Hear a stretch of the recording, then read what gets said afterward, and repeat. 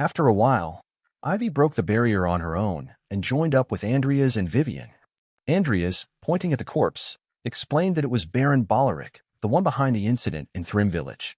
Instantly, Ivy called him Big Head and told him to cut that bastard's head off and to not try and scar his face, which made both Andrias and Viviane startle for a moment. With a fierce look, Ivy told them that they will be going to the Baron's castle right away. Without any hesitation, Andrias moved forward to complete the task, glancing at Ivy with a look of fear. He understood the reason behind her terrifying killing intent, as under her watch Christopher had died and Hazar was missing. Immediately, as they reached the Baron's castle, Ivy kicked one of the guards who were blocking their way and swung her sword, furiously landing it right next to the fallen guard's face, which made him scream in fear. As they maintained their fighting stance, they couldn't comprehend what was happening and questioned who they were and ordered them to put their swords away. Ivy, with the same fierce look at her eyes, introduced herself as Ivy Clare, assistant professor of Rodlen Academy's night faculty, further declaring that from this moment on, anyone who defends Baron Bollorick is guilty of treason and will be executed immediately. Meanwhile, Andrias, carrying Christopher on his back, was worried if she was just going to kill them all. In an instant, all the guards were left in a state of shock as they witnessed what Ivy was grabbing in her hand. It was the head of the butler. As she held the head in front of the guards, she asked if they recognized him, further claiming that he was the one responsible for what happened in the village of Thrim, and commanded the guards to take them to the Baron immediately. They were left in a state of bewilderment as they witnessed and heard all of the things that Ivy said, making them realize what they needed to do. They were escorted inside the castle. Once Ivy reached the room where Baron was, she couldn't contain her anger and kicked the door. As they entered through the broken door, she exclaimed that the Baron was there, but they were baffled as they witnessed what was right in front of them. Baron, with a troubled look, acknowledged that Evan, the butler, was dead. He realized that there was no point in hiding things any further and introduced his son Edel, whose whole body had swollen up into a monstrous creature the size equivalent to 10 elephants. He no longer looked like a human, nor did he have any sense. Tied up to the bed, it looked like his body was about to explode. Looking at his son's current state, he explained how his son should have died of illness a few months ago. Meanwhile, Andrias, in the back of his mind, concluded this was the reason why he dabbled in black magic. The Baron then stood up and said that while he was looking around for medicine, a robed man visited him, claiming he had a way to help his son. Without any hesitation, he accepted the man's proposal and asked him to do whatever it took to save his son's life. Pointing at his son, he said even if that meant leaving him in this miserable state. Meanwhile, his son was drooling and crying as he tried to scream, glancing at his father. Andrias was watching Ivy, who had almost run out of patience and looked like she could attack him at any time. But the Baron continued to look at his son, calling his name Edel. With tears rolling down his eyes, he also looked at his father, as could not endure this pain any further. Getting down on his knees, he begged for his son's forgiveness, as he had been a foolish father. Ivy couldn't hear his words any further. As she charged towards him yelling those words, she instantly reached him, grabbed his collar, and tossed him behind her, screaming to say those words to the people and families of the Thrim village who they had sacrificed and bewitched for their own benefit. As the Baron struggled to get up, he yelled in pain. Witnessing this, his soldiers could not understand how to react. All they could do was call him "my lord." Ivy, pointing her sword at the guards, asked them why they were just standing around like a fool, further commanding them to go and call the investigation team right away and to get rid of the monster in the back. Guards, with a look of fear, immediately accepted her command, exclaiming, "Yes, ma'am." As Andrias analyzed the whole situation, he immediately grabbed a rock and sharpened it into a spear using his earth magic. Without a moment of hesitation, he instantly launched the rock spear towards the Baron's son, piercing him in his right eye, which surprised Ivy, as she had not anticipated Andrias to attack out of the blue. Viviane glanced at Andrias with astonishment, as she had not expected him to react so violently. Baron was left in a state of bewilderment, as he couldn't understand why Andrias attacked his son so suddenly. With his eyes wide open and a trembling voice, he tried to call his son's name. Hearing their young master's screeching voice, they felt immense pain but couldn't react, as their master was the culprit. Baron fell on knees, leaning towards his son, crying in grief. Meanwhile, everyone witnessing this stood in complete silence. Abruptly, Ivy glared at Andrias, calling him Big Head, and asked him why he did that without her order. Andrias responded, stating that a creature born of black magic should be dealt with immediately before it makes any sudden moves, and besides, any important information must be in the Baron's hands, further questioning her if he was wrong. Afterwards, the Baron was arrested and immediately taken away by the Imperial investigation team. And his son was neutralized as well and was being transported as well. When they returned to the academy, Viviane and Andrias were also called in to give their testimony. It was clear that the Baron was colluding with a black mage. As the investigation leader thanked them for their cooperation, he told them that they could go to their home now. He further ordered his subordinate to bring the Baron as they would hold another hearing. As Andrias and Viviane were leaving the academy, he wondered about Baron Bollorick and the consequences of getting involved with black magic, which surely will be severe. Glancing back, Andrias knew that he should be thanking him instead, for if he hadn't killed his son, he would have suffered the hell of being experimented on by a bunch of insane wizards. Suddenly, his chain of thoughts were interrupted by Viviane as she stopped and turned towards him, stating how Mr. Fairy had figured it all out about the Baron's son already. While looking at Viviane, Andrias got a glimpse of little Viviane, who asked the reason for his action was that he didn't want to let him suffer. Denying her accusations, he asked about the fairy and what she was talking about, wondering how he almost spoke like the fairy. Meanwhile, Viviane insisted on him being the fairy as he sounded just like him. Hearing this, Andrias was left in a state of panic as he thought he was about to be exposed. But to his surprise, they were interrupted by Lucia, who came running towards Andrias, calling him Senior Andrias. With a flustered look, Lucia asked him if he was done with his business, to which Andrias replied affirmatively, stating that the investigators said that the hearing was over. Lucia, containing her excitement, pointed at her tablet, telling them to check it out. Calling Andrias Senior in an excited tone, she told him he was famous. They were all over the news.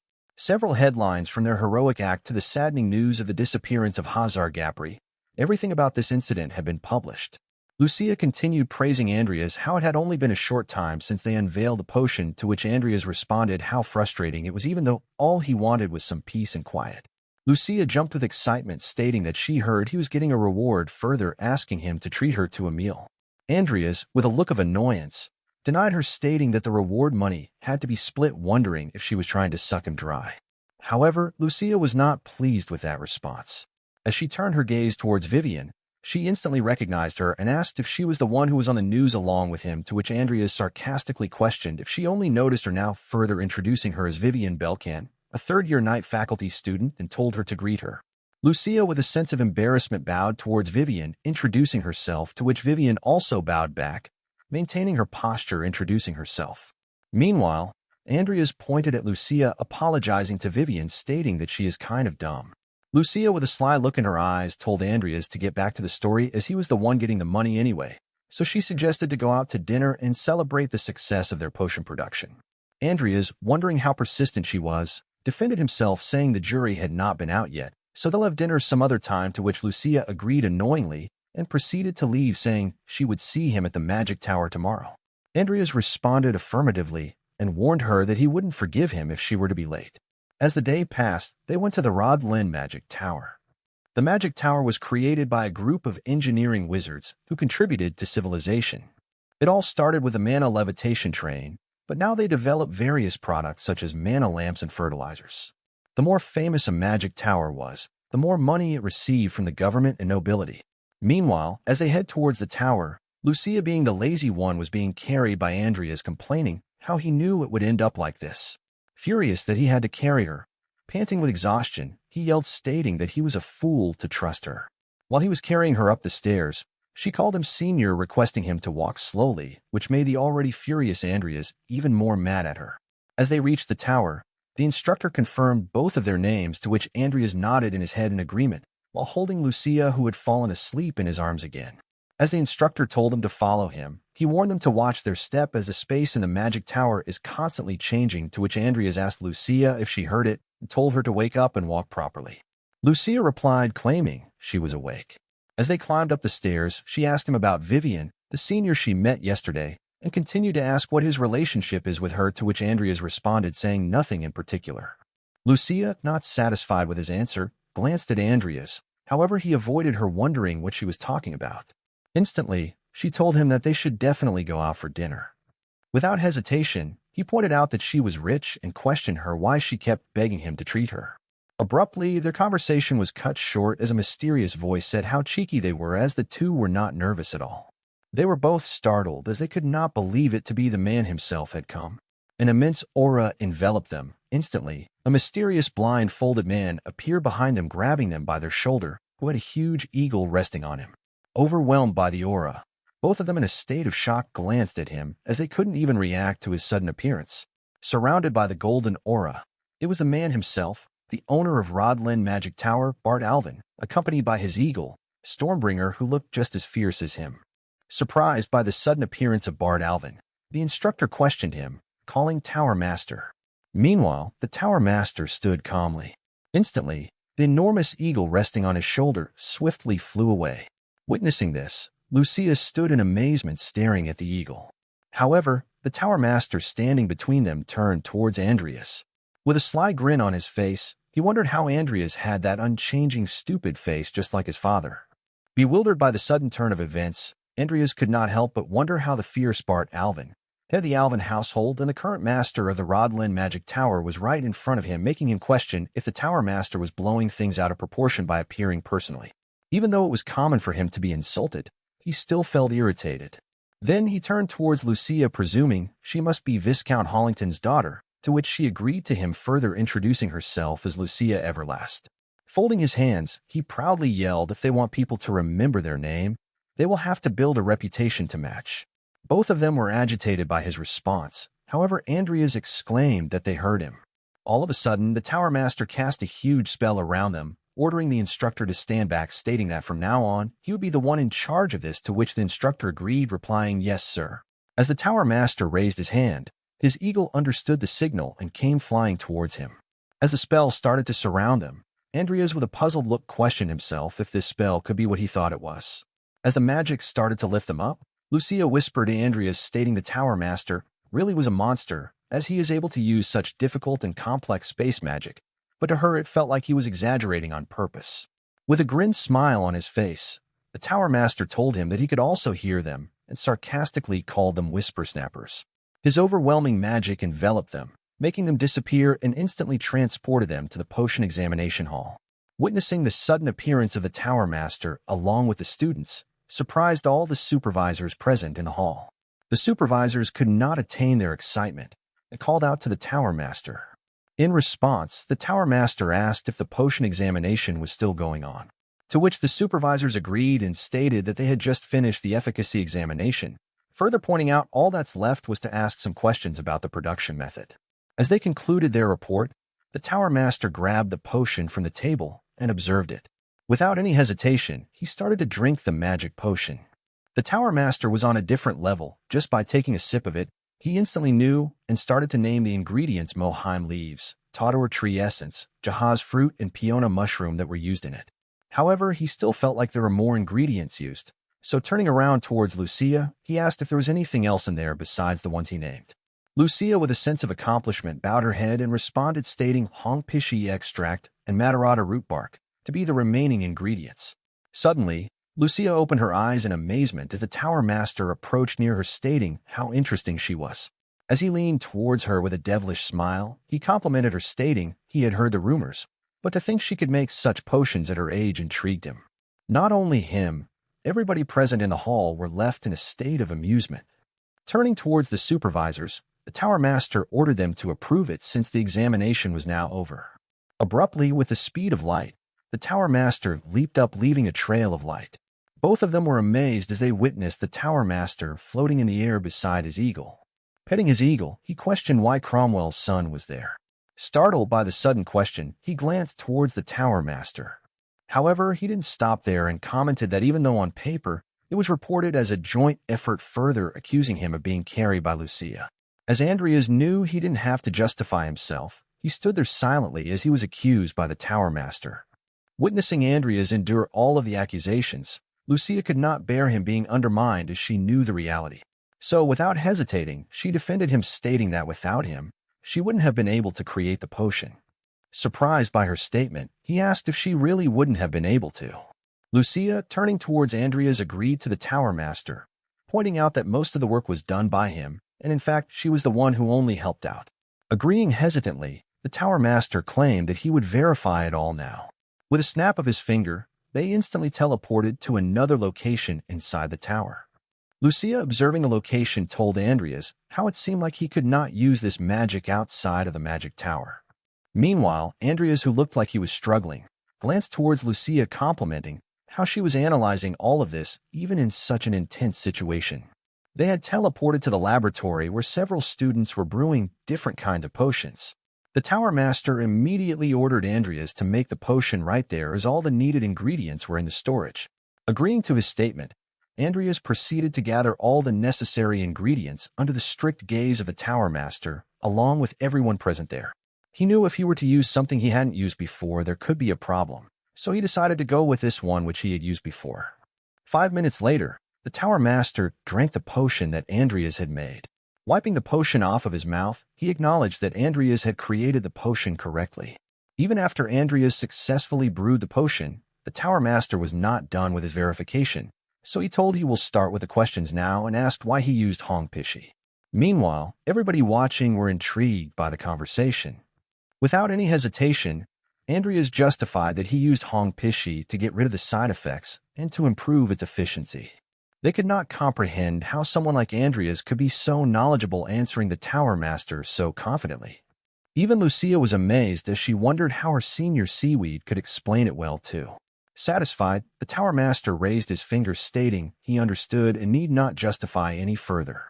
Andrias, puzzled by his sudden interruption, exclaimed how he hadn't finished his explanation. Instantly, the Tower Master reached for the blindfold, covering his eyes, and started to take it off further, claiming how even though they had not seen each other for quite a long time. As he bent down, getting close to Andrias, he concluded that the brat he knew couldn't have made something like this. With bright blue eyes and a terrifying look, the Tower Master questioned who he really was. Everyone was shocked as they witnessed the Tower Master question Andrias's identity. However, the Tower Master continued to stare at Andrias with a suspicious look. Meanwhile, Andrias was not intimidated by all of this. He was so confident with himself that he gave a grim smile sarcastically, asking if Sir Alven was joking, and stated that he was definitely Andrias Cromwell. With a cold look on his face, he claimed that he was the same Andrias who he treated like a bug and made fun out of all the time. Startled by his response, the Tower Master continued to stare at him, making Andrias feel anxious. Finally, acknowledging Andrias's courage, the Tower Master responded that he had become quite an interesting lad. With a devilish smile, he suggested a bet. Andrias was puzzled by what the bet could be. Sir Alven continued, stating that if Andrias were to discover another medicine this year and bring it to him, he would pay off all of the Cromwell family debt. Andrias was amazed to hear such a tempting offer from none other than the man, Bart Alven himself. Tying his blindfold back, he further promised to grant Andrias a wish if he were to win this bet. However, if he failed, he would have to leave the Rodlen's Academy, which made Andrias worried. Meanwhile, Lucia glanced at Sir Alven, concerned with the thought of expulsion. Immediately, the Tower Master questioned Andrias what he thought about the bet. Andrias, with a calm look on his face, started to analyze everything. As he closed his eyes, wondering how the conditions were harsh, but with the knowledge and skills he possessed, he was confident with himself. Bowing his head, he accepted Sir Alven's bet, further stating that as the heir of the Cromwell family, he could not possibly refuse such an offer. Grinning at Andrias, he exclaimed how he hoped that he would actually produce results, seeing how confident he was. Suddenly, he was astonished by what he noticed. The uncanny resemblance between him and his father made him feel a sense of déjà vu. As he reminisced the bond they had, memories came flooding of the times he was alive and happy with his family, which made him feel a sense of grief and stated that he will be looking forward to it. Meanwhile, beneath the academy inside the chamber, a clock was ticking. A surge of crimson mana started to emit from the vampire's hand, which gave her the strength to finally move. The crimson mana enveloped her entire body, giving her immense strength as she stood up. She was startled with the immense mana she felt, so to test her power, she gathered mana on the palm of her hand and launched an attack. Her attack was so powerful that it destroyed not only the prison gate but everything on its path. As she saw a clear way to her freedom, she suddenly remembered someone. It was Andrias who made her swear on her family name that she wouldn't kill him. With the newfound powers she had just gained, she was excited and gave a lunatic smile, awaiting the reunion with Andrias. After the completion of the potion examination, Andrias decided to return back to the academy. As he sat on the train, he wondered how he got back some of the material costs, so his need for money had decreased a bit. As long as he kept making the potions, he would be able to solely focus on his training. But the problem he was facing right then was the Page of Sloth. No matter how much he thought about the sloth, he couldn't find a way to benefit from it. So he thought he should probably exchange it for something he needed right then. But he dismissed his thoughts, stating it could not be helped, even though he didn't want he would have to use Sharon for it. In just a few moments, the train reached the station.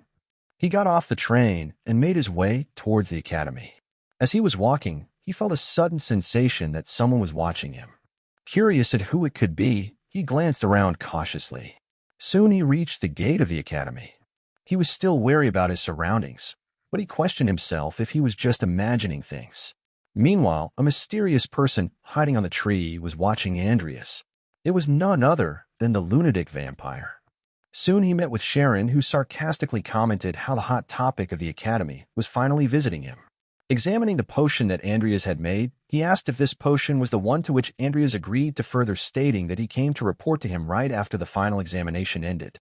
Sharon, in an annoyed tone, stated how Andrias had been researching it in secret from him, and now all of a sudden he was acting like a real disciple. Andrias defended himself, responding that he was not planning to. Suddenly, interrupting Andrias, Sharon pressed a secret button telling him to shut up and ordered to come with him without complaining. A portal appeared. As Sharon proceeded to enter the portal, he further stated that he will engrave into Andrias what it meant to be his disciple. Hearing this made Andrias annoyed, as he wondered how stingy it was of him to hold a grudge because of something so trivial.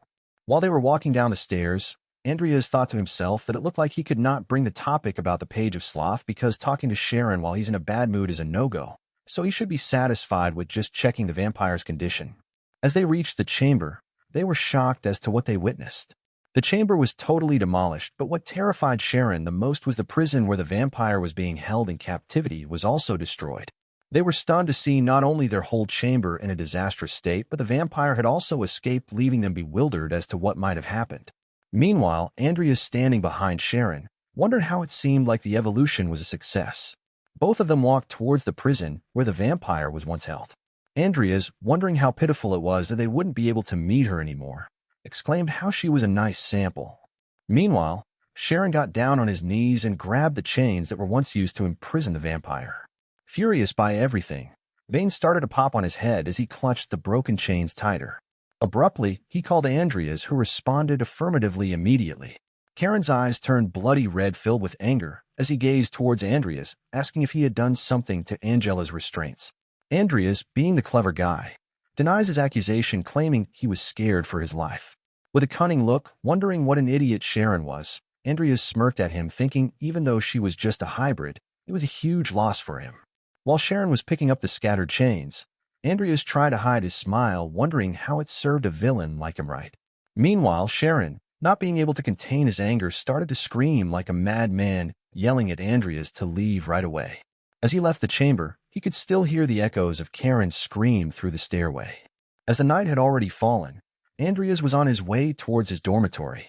Walking alone, he wondered how he would bring up the Page of Sloth another day.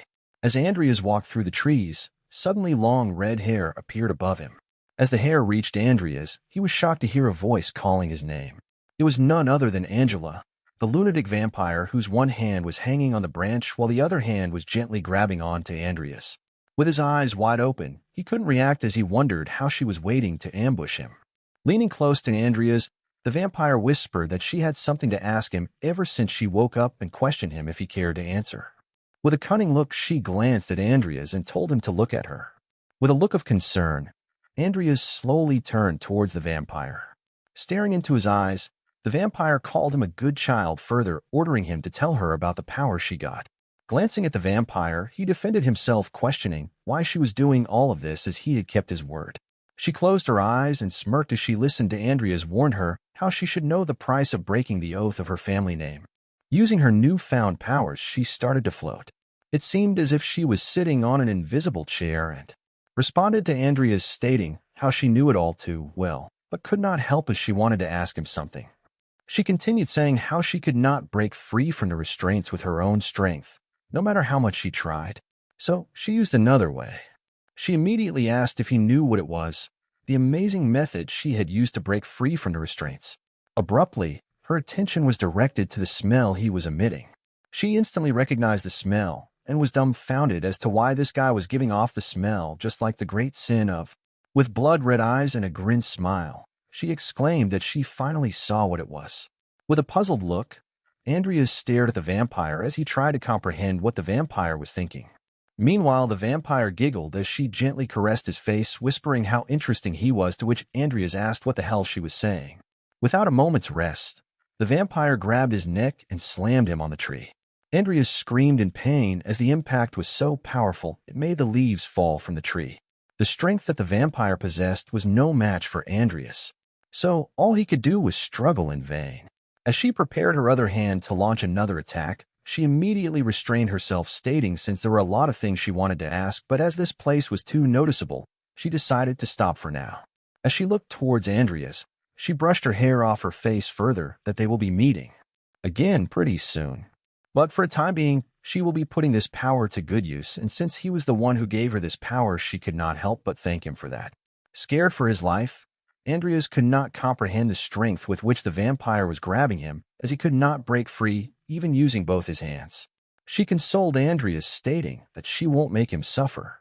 With a lustful look, the lunatic vampire told Andrias how he might be her fated partner. The next day, somewhere in the world of Great Sin lies the Delusion dormitory, where Diene Alven, along with her friend Julik, were having a tea party on their balcony, where Diene was showing pictures of knights and talking about their heroic deeds. As she enthusiastically talked about the warriors she admired, one of them was Lord Philip, who was a one-handed swordsman. Wiping tears of boredom off her face, Julik abruptly interrupted her, asking to stop her preaching, even if it was just for a little while. Blushing with excitement, she couldn't contain herself and told if she looked hard enough, even she would find a knight to root for. Trying to change the topic, Julik asked if she had heard about Lucia Everlast, the genius who just passed the Magic Tower potion examination. In amazement, Diene exclaimed how amazing she was to do that at her age, reminiscing how even though she heard the rumors about her being lazy, but in reality, it seemed like she was the real deal. Nervously, taking a sip from her cup, she wondered how Lucia was a literal sleeping dragon. With a look of frustration, she exclaimed how cool it was of Lucia, further criticizing herself as to why she didn't do something like that when she was in her first year. Interrupting her chain of thought, Julik claimed in excitement what the most surprising part was. Pointing her tablet towards Diene, she told her to look at the picture, asking if she could really believe it. Bewildered by who she witnessed, her eyes widened with disbelief as she couldn't comprehend seeing Andrias Cromwell in the picture alongside Lucia Everlast being publicly rewarded by the potion examination committee. She couldn't believe how someone as untalented as Andrias managed to help create that potion. At first, she thought it was a lie. Looking at the picture, she reminisced about their childhood friendship, wondering how after his family's downfall, all he could do was blame his circumstances and talent. Reminiscing their recent encounter, Diene questioned herself if a trashy person like Andrias really changed. Meanwhile, Julik, looking at the tablet, exclaimed how Andrias, the king of vermin himself, had accomplished something like that. Diene, with her eagle by her side and a look of determination, decided that she will have to confirm this herself. Meanwhile, in the academy, the potion-making class was about to start, where Lucia and Andrias were also present. Suddenly, Lucia, glancing at Andrias, addressed him as senior, asking him why he was wearing so many clothes.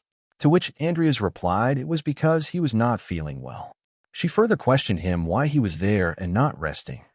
In response, Andrias told her that he needed to attend enough classes to graduate.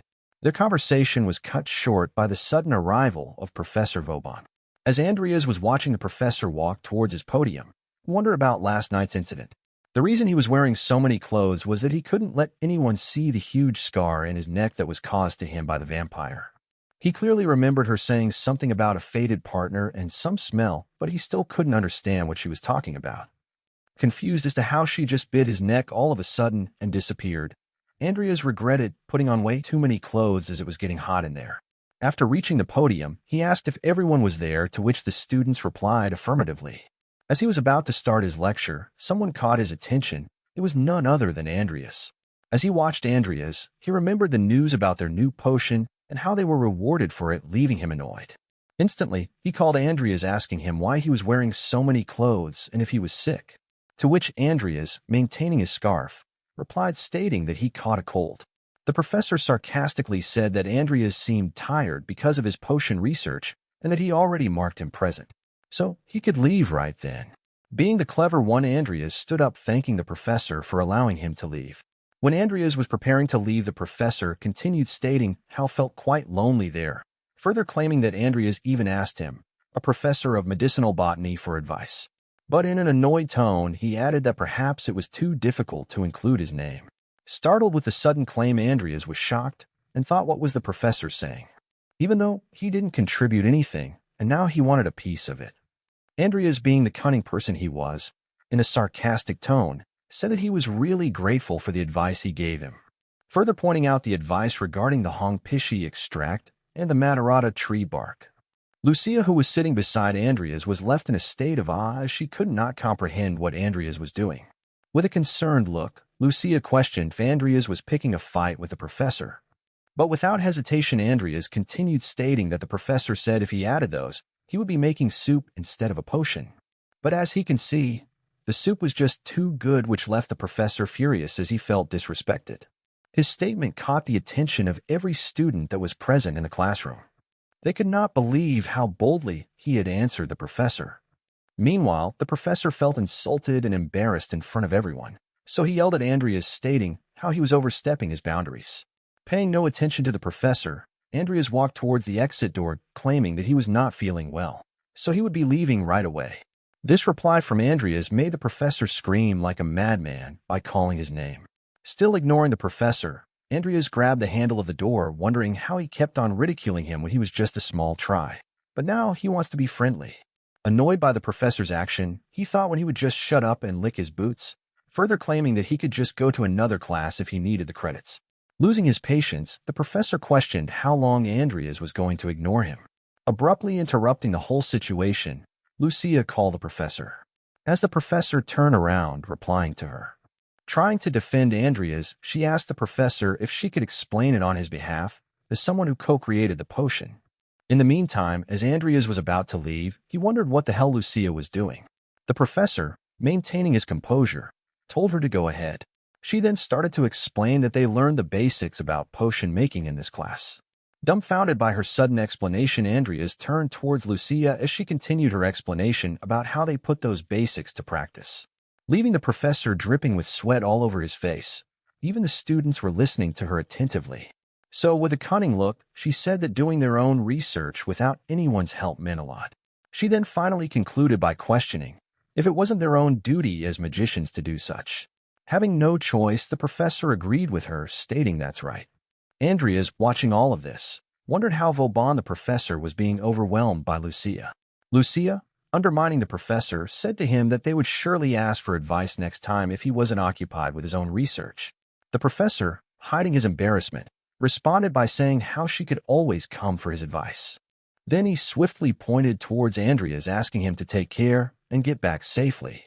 Andrias, pulling his scarf up, looked at Lucia, amazed at how well she de-escalate the situation. Meanwhile, Lucia, hiding her eyes from the professor, winked at Andrias, while Andrias was still thinking why she was going through all this trouble to help him.